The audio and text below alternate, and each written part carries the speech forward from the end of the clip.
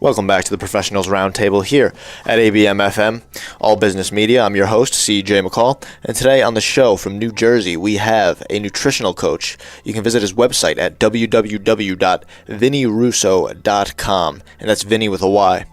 Please join me in welcoming to the Roundtable, Vinny Russo. Thank you, sir. Thanks. Appreciate it. How's it going, Vinny? How you feeling today? Good. A little tired. Just got out of work, actually, so... All right, well, why don't you tell us what you do at work, that is? All right, so basically, I have this innate passion for nutrition training and the science behind supplementation. So basically what I do is I provide these personalized nutritional plans that are used to not only improve my client's physique, but I'm an educator at heart. So I said I just got done with work. It's because I just got done with school. So I'm a high school science teacher. But I teach my clients the importance of nutrients and how to be mindful and conscious of the foods that they're actually taking and putting in their body to fuel it with, and how to keep this healthy relationship with food, not labeling them as good or bad. Even though some choices are a little bit better than others.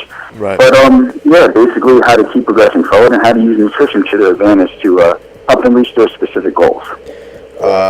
Very nice. How'd you get into this? Give us a little bit about your background and what inspired you to become a nutritional coach. Yeah, man. I was growing up, I was always into sports, and I had to be the best no matter what. I remember in third grade, I had to sprint around the gym track and had to be first. Some of my friends still joke around about it. But my background's always been athletics. I was an all-state football and baseball player in high school. In college, I was an all-MAC outside linebacker. I graduated from Fairleigh Dickinson University with a Bachelor's of Science in Biology. And working-wise, I kind of stuck around the whole sports aspect of it. So I started off as an assistant high school football and baseball coach. And then I got my personal training certificate, went into coaching for Orange Theory Fitness. And then I got my teaching degree. So now I'm a high school science teacher at an alternative school for behavior. I wound up becoming a sponsored athlete with bodybuilding.com for the last 5 years and Grenade for the last 2 years. I do compete, so I started competing in 2012 as a men's physique competitor, and I became national level there, and then I crossed over to classic physique. I do amateur fitness modeling here and there. I'm an NFPT certified personal trainer. I have my PN1 in exercise nutrition, and right now I'm actually in the process of getting my CNL, which is a clinical nutritional license. And I'm the owner of Team Vinny Russo LLC, where I am the head nutritional coach. Put me in the shoes of one of your clients. Well, what can I expect when I'm consulting with you for the very first time? All right, so you hear these horror stories about these online coaches. And when I first started off coaching, literally my business started by me prepping my wife. She just kind of posted her progress photos on, and I guess word spread, and they were like, the other women were like, "Damn, how do you get like that?" And so what she did is she referred them to me, and with this, I had some success with them as competitors. So from there, word kind of spread around, and what the word was is that I was actually a coach. So if you were a client, you could see me as this coach, and this coach is someone who actually cares about the health of their client. So I do not push drugs on clients. I don't do any type of drastic calorie cuts. Actually, my clients think that there's way too much food to start off with when we actually first start. We never abuse cardio. I see it as a tool, not a necessity.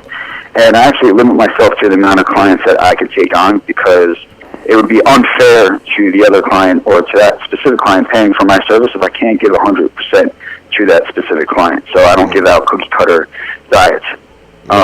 You will communicate with me on a daily basis. Some coaches out there kind of just give a diet and say, "Hey, follow this for a month or 2 weeks and then send me a progress photo and we'll take it from there." I literally communicate with them on a daily basis via email or text message. And I had the science background to take these science-based and evidence-based approaches and make them work for your specific body type. Great. So now your interaction with your clientele, this is you do this online or you do this in person? Well, it depends on where they are. So if they're in the New Jersey, New York area, we could always meet up. I do a lot of video chats because it makes it more personal. But some clients, are kind of uncomfortable with that, so we just communicate via email or text message or over the phone. Yeah, so it all depends on the client. If they're close enough, we'll definitely meet up because I love seeing them in person and being able to collaborate with them. But if not, if they're too far away, across the country, we'll do Skype or Zoom. So. Yeah, no, it's great nowadays. You can just, provide services like this from across the country. It's like Oh, yeah, no man. problem. Yeah. Yeah. So give me an example of like a diet plan. What could does everyone get kind of a similar plan, or do you change it up based on the individual? I change it up based on the individual needs. So, I have some clients that are a little bit older, okay? So let's say there's a woman who's in her 60s. I'm not going to have her weigh out foods, prep it, and carry them in containers around with her like some competitor would, okay? So what we work on is building better habits, building better relationships with foods, using portion sizing, but not by weighing out things, but kind of comparing them to things so they could get an idea of how much they're taking in. Yeah. So we could go from habit-based. We go to a choice diet where you got a variety of different foods to choose from. You just got to follow the portion size I give you. If you're into the whole macros thing, I do that as well. Just you'll have to kind of keep track with whether it's a MyFitnessPal or your own little software that you made. If we're doing competitors, I call it a structured diet. So with the structured diet, it's basically I tell you exactly what to eat, when to eat, and how much of it to eat. And it all depends based on the client's goals and what they really want to do. So if they want to lose weight, there's going to be different strategies for that compared to someone who wants to gain. So with the training as well, you're very active in the bodybuilding community. You train those. Not my main client actually, who's been with me for the last 3 years, I see him 5 days a week.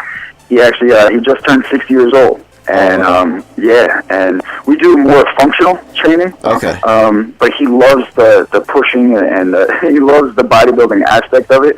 So I make sure to incorporate that because he loves that feeling and he loves getting stronger. Mm-hmm. But with the personal training, it's all going to vary and everything's vary. I just don't have one approach to give out to people. It's all based on the individual, man. Yeah, and that's the best way to do it.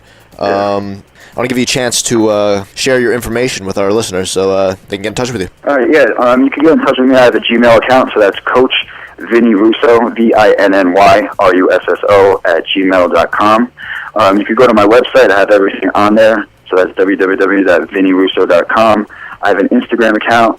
You can follow me at VRusso10. If you search Facebook and put Vinny Russo, I'm on there. Basically, if you type in Google and put Vinny Russo, you might find a couple pictures of me. Just click on it. It'll lead you to some site that has me on there. So you can find my information on there. Great, Vinny. It was a pleasure talking to you. Pleasure talking to you as well, man. And to our listeners, thank you for staying tuned to ABM-FM. We'll be back with more interviews after this break. When I was little, I didn't talk for a long time. I liked things to always be the same.